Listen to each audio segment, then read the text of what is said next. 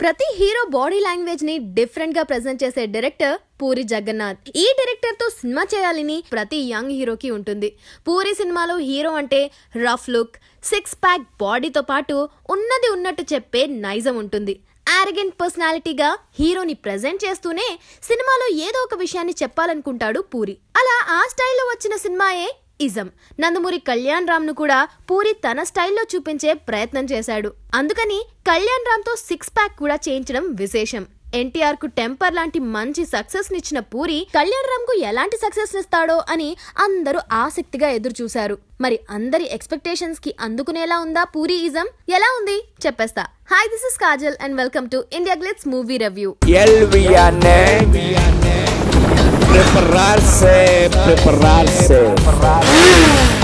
Ism మూవీలో పూరి స్టైల్లో ఎప్పటిలాగానే కళ్యాణ్ రామ్ చాలా ఆరోగెంట్ పర్సనాలిటీతో కనిపించాడు.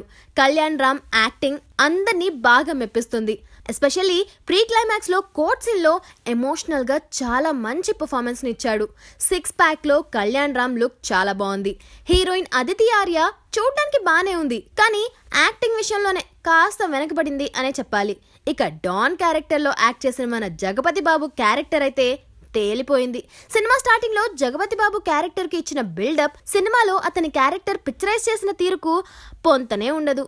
ఆలీ, వెన్నెల కిషోర్, ఈశ్వరీరావు, తనికెల భరణి, కళ్యాణ్ రామ్ ఫ్రెండ్స్ గా యాక్ట్ చేసిన వాళ్ళందరూ వాళ్ళ క్యారెక్టర్స్ కి పూర్తి న్యాయం చేశారు. ఇక టెక్నీషియన్స్ విషయానికి వస్తే ముందుగా మనం మాట్లాడుకోవాల్సింది పూరి జగన్నాథ్ గురించి. పూరి అనుకున్న పాయింట్ చాలా చక్కగా ఉంది. పూరి చెప్పాలనుకున్న విషయాన్ని ఇంటర్వెల్ తర్వాత నుండి ప్రీ క్లైమాక్స్ లోనే చెప్పేశాడు. నిజం చెప్పాలంటే ప్రీ క్లైమాక్స్ లోనే సినిమా మొత్తం అయిపోయింది, కానీ క్లైమాక్స్ లో వచ్చే సాంగ్ తో సినిమా చాలా అనవసరంగా సాగదీసినట్టు కూడా అనిపించింది. ఇక ఇంటర్వెల్ ముందు వరకు ఫస్ట్ హాఫ్ అంతా స్లోగా కొంచెం బోరింగ్ గా సాగుతుంది. మన రూపాయి విలువ డాలర్ కంటే వెనకబడ్డానికి కారణం లంచం. ప్రభుత్వాలు ప్రవేశపెట్టే సంక్షేమ పథకాలు ప్రజలకు చేరనీయకుండా మన దేశంలో రాజకీయ నాయకులు లక్షలు కోట్లు బ్లాక్ మనీని సంపాదించి ఇతర దేశాల్లోని బ్యాంకుల్లో దాస్తున్నారు. దానివల్ల దేశంలో పేదరికం, నిరుద్యోగ సమస్యలు ఏర్పడమే కాకుండా రైతులు ఆత్మహత్యలు చేసుకోవడం, ఆకలి వంటి సమస్యలు వస్తున్నాయి. సమస్యలకు పరిష్కారం విదేశాల్లో మూలుగుతున్న బ్లాక్ మనీని మన దేశానికి రప్పించడమే అని ఇజంలో పూరి జగన్నాథ్ చూపించాడు. స్వాతంత్రానికి ముందు తెల్లవాళ్లు దేశాన్ని దోచుకున్నారని చదువుకుంటున్నాం, కానీ వాళ్ళు మనకు రోడ్లు, రైళ్లు, నౌకాయానం, విమానం, అడ్మినిస్ట్రేషన్ కార్యకలాపాలను నేర్పించారు. కానీ స్వాతంత్రం తర్వాత మనల్ని మనమే దోచుకుంటున్నాం. ఇప్పుడు మనం చదువుకోవాల్సింది ఎప్పుడో దేశాన్ని దోచుకున్న తెల్లవాడి గురించి కాదు, ఇప్పుడు దేశాన్ని దోచుకుంటున్న నల్లవాడి గురించే. బ్లాక్ లో కొందామనుకున్న మంచివాడనే వాడే కనబడ్డం లేదు. ఇలాంటి డైలాగ్స్ తో పూరి తనలో రచయితకు బాగానే పనిచెప్పాడు. ఇంటర్వెల్ అయిపోయిన తర్వాత నుండి ప్రీ క్లైమాక్స్ వరకు సినిమాని పూరి చాలా ఇంట్రెస్టింగ్ గా నడిపాడు. జి ముఖేష్ సినిమాటోగ్రఫీ సూపర్బ్ గా ఉంది. అనూప్ అందించిన మ్యూజిక్, కనుల నీవైనా అనే సాంగ్, హీరోయిన్ టీజింగ్ సాంగ్ చాలా బాగున్నాయి. బ్యాక్గ్రౌండ్ స్కోర్ కూడా సూపర్బ్ గా ఉంది. ఎడిటింగ్ ఒక్కటే బాలేదు, ప్రొడక్షన్ వాల్యూస్ కూడా బాగున్నాయి. ఇజం సినిమాకి బాటమ్ లైన్ ఏంటంటే మెసేజ్ ఉన్న puri mark cinema. So I'm going with 3 stars. మీరు ఈ సినిమా చూసినట్టయితే మీరెన్ని స్టార్స్ ఇస్తారు?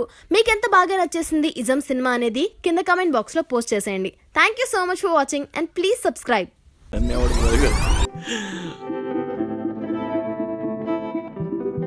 నాన్న చచ్చిపోయాడు, జీవితంతో ఏడస్తూ కూర్చోలేం కదా. రొమాంటిక్ సైడ్ ఉంటుంది, కామెడీ కూడా కొంచెం సగం ఇచ్చారులే, ఒక 50% ఉండొచ్చు. అండ్ చాలా ఎంజాయ్ చేశాను. అండ్ ఐ స్ట్రాంగ్లీ థింక్ మన హీరోయిన్స్ కూడా ఇప్పుడు కామెడీ ట్రై చేస్తే it will add great value to the